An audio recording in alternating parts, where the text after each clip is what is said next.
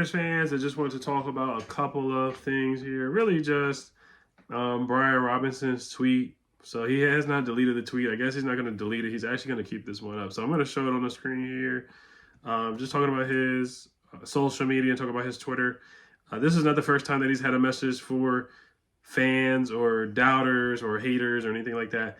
I haven't seen anything come out in the media talking about B-Rob. I don't know if he has been on Twitter and reading tweets or on the radio. Like, I haven't even heard anybody bash him on the radio. You know, I listen to both radio stations, FM and AM, on a daily basis. I listen to it a lot. I'm not gonna lie to you.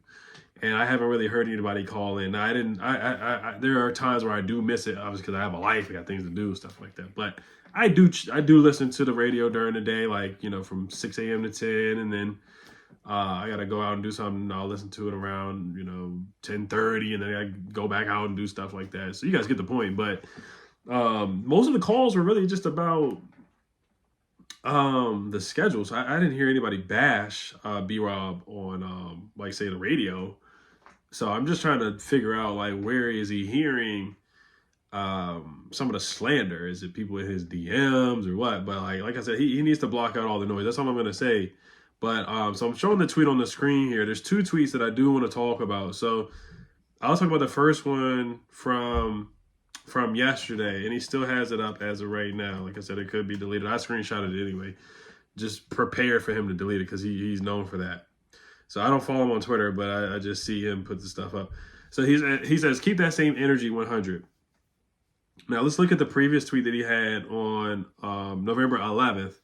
And looking at this schedule here, let me pull up the schedule here. Brian Robinson game log. And just pull up the schedule here real quick.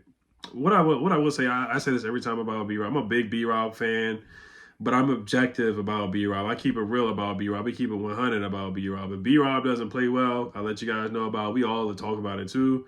If I really feel like it was his fault that he had 2 yards per carry, he had 2 yards per carry against Philly. He had 3 yards per carry against New Orleans, which is awful. 2.6 yards against Dallas, which is bad. 2.6 yards per carry against Cleveland, which is bad, even though we beat Cleveland by 20-21. It's really some of those bad games. The Bengals, 2.1 yards per carry, which is awful. Yeah, we beat the Bengals anyway. There were games where B-Rob was non-existent. We still won. The Falcons game, which was one of his worst games. That was a terrible game for him, and I was at that game. And his numbers weren't bad. Like, he had 13 carries for 60 yards. He had 4.6 yards per carry. No touchdowns in that game. C-Rod scored a touchdown in that game, but he was awful in pass pro. And he just had cement feet out there. Couldn't move. He was in quicksand. But he had 4.6 yards per carry in that game. Now, getting back to the point, so his tweet on November 11th, that was right before the Eagles game and right after the Bears game. So the Bears game, he had 16 carries for 65 yards. But the tweet that he deleted, he says, being injured is one thing, but to hear backlash from that from people that sit on the couch every Sunday, blank me, don't nobody say shiggity when the parlays hit, though. Y'all have no humility on this app, for real. I wonder why some players don't respect the fans. So he deleted it. I think the team told him to delete that. But I got 132,000 views before he deleted it. He tweeted that at 8:38 a.m., so he's feeling some type of way off the early in the morning. And then he tweeted this 16 hours ago at 5:31, saying keep the same energy 100. So, I mean, the ball's in his court, man. The ball's in his court. He's just got to show up, man. Man, I'm not saying he had a bad year, but when you play next to Jaden Daniels, a quarterback who puts a lot of pressure on the defense, like, you should get it. You should be getting more than like 60 yards per game. Like, he really should. And the injuries, yes, I get it. Some of the injuries. And I actually found another stat, too. Because people talk about how bad the run game was and all this. There's actually a stat that our run block win rate was third in the NFL. It was third in the NFL. Actually, I'm going to pull it up real quick. So, yeah, I'm still under the weather here. But, so, yeah, I'm gonna put this on the screen, too, right here. So, it says offensive line pass block win rate and the offensive line run block win rate for the 2024 season. We were third with 75% run block win rate rankings. The Bears were first. The Chiefs were second. The Ravens were fourth. That makes sense with the Ravens because Derrick Henry had a great season. The Broncos were fifth. that is kind of interesting there. So I mean, stats and numbers, they can always be. It depends on. There's a lot of factors and stuff with stats and stuff like that. Now, offensive line pass blocking stats and rankings, the Eagles were second. Now, I'm surprised the Eagles were not top 5 because Saquon had a heck of a season. So I do think that some of our run block win rate rankings factored into some of the Jaden Daniels run plays or some of the scrambling.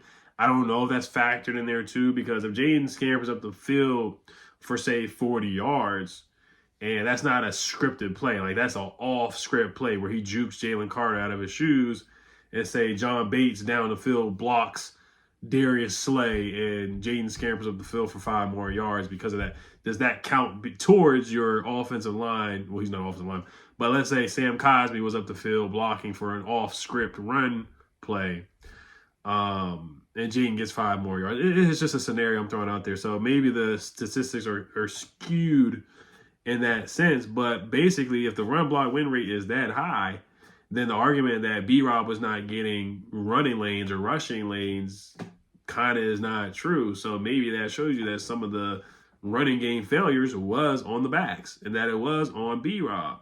So some of the games where I was like, hey, we just got to be better, man. Both Eagles games, I know their run defense was legit, so I'm not mad at that. The Cowboys game at home, he had 5 carries for 13 yards. That's terrible. We got to do better than that.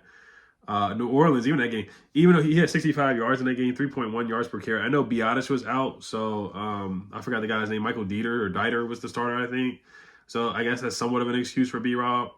The Falcons game, he was just bad. No excuses for that. He was just bad in that game. And then the last game of the season against Dallas, he had 5 carries for 10 yards where he was not good. And Mariota led the team in rushing. Jaden Daniels and Mariota led the team in rushing for 7 out of 8 games. Really, Jaden led the team for 6 out of those 7 games. And then Mariota, the last one, where he led the team in rushing. That's unacceptable. That's inexcusable. Jaden should not have to run for that much just for us to win bowl games. Like that's inexcusable. The goal is to take the pressure off him. Now, if he scampers out the field and he does run for another 800 yards this year just because he's that electric, Lamar ran for 900 yards and they have a good running game. So it's not like he had to do that, but that's just a part of him. Hey, he just took off on 3rd down and ran for a 1st down. Even though you already had Derrick Henry out there getting 150 yards per game. But you guys get the point here where like, hey, we just need better backs. We need better production from our running backs. Now, the first half of the season, B-Rob, 133 yards against the Giants, 101 yards against the Cardinals, 71 rushing yards against the Panthers, and then it just went downhill from there. So 40 yards against Tampa Bay, 33 yards against Cincy, 18 yards against Cleveland, 65 against the Bears, which is not bad, but 63 against the Eagles, which is not bad. That's actually a decent game. And 13 yards against Dallas, and he was just hurt.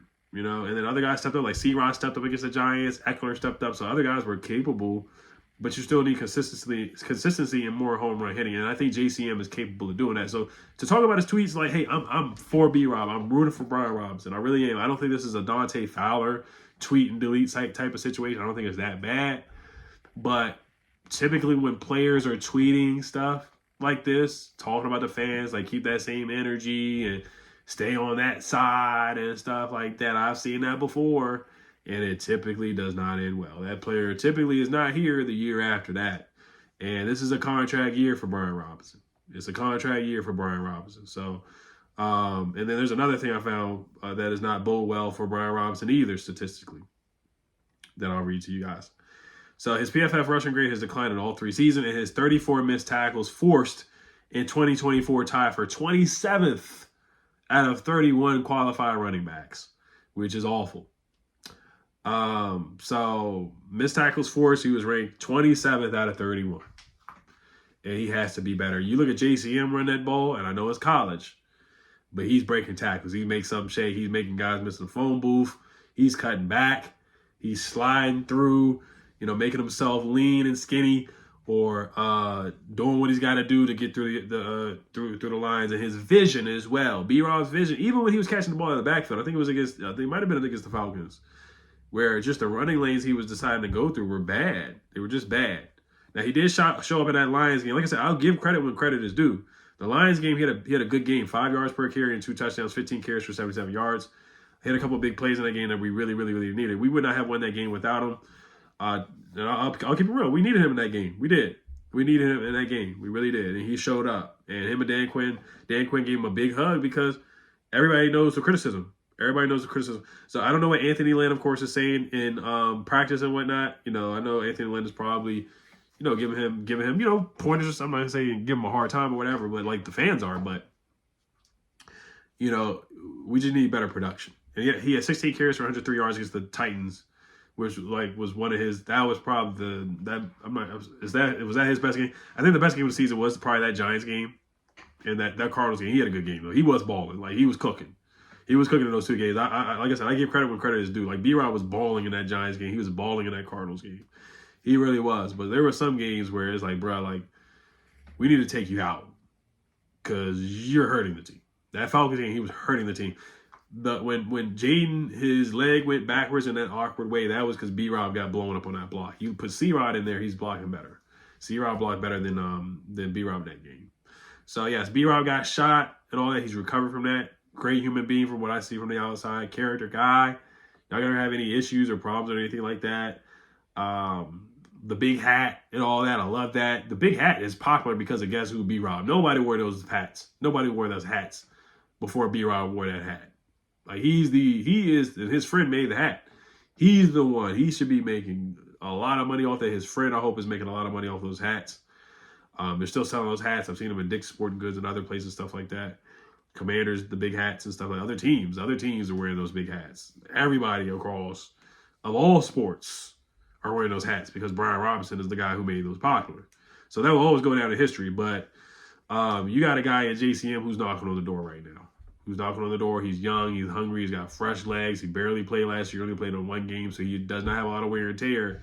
So if B-Rob does make a mistake or he's not explosive out there, we got a guy that can take over the range, which is great. Then you have Austin Eckler, who can still be your third down back or just your scat back or your receiving back and switch it up. There's so many ways that Cliff can get creative where guys don't get burnt out like B-Rob got burnt out last year. And then Jeremy McNichols, he's not terrible. Like, he's not bad. Chris Rodriguez needs carries, too. He needs opportunities. So we do need B-Rob, though. We need B-Rob from the Giants game, the Cardinals game, the Panthers game, the Titans game. If we can get B-Rob from those 4 games, then we should be straight. Like, I know every game is not going to be a 100-yard game. That's just not how it works. There's going to be some games where there's some struggle games where we go up against some tough run defenses. We do play some tough run defenses this year. So, but all right, you guys let me know what you guys think. As always, is this a nothing burger? Which I think most likely, I don't think it's a nothing burger. I just think it's something to monitor and pay attention to. When players start to let media or fans get under their skin, something's going on. That's just my opinion. So, all right, you guys let me know what you guys think. Deebo Samuel, he did have a post and delete last year too, which I'm not a big fan of either with the Niners when he wasn't getting the football. So I'll monitor that situation too. But we have a good nucleus. We have a good front office. We have a darn good quarterback and all that stuff. So we should be 110% fine. But just paying attention to the situation, like I said, I mean, there's nothing going on this season. Of course, we just want to chop it up and talk about everything that goes on. Hell's Commanders. Peace. I probably will be making a schedule prediction video later on, maybe this weekend or whatever. So, all right, you guys, Hell's Commanders. Peace.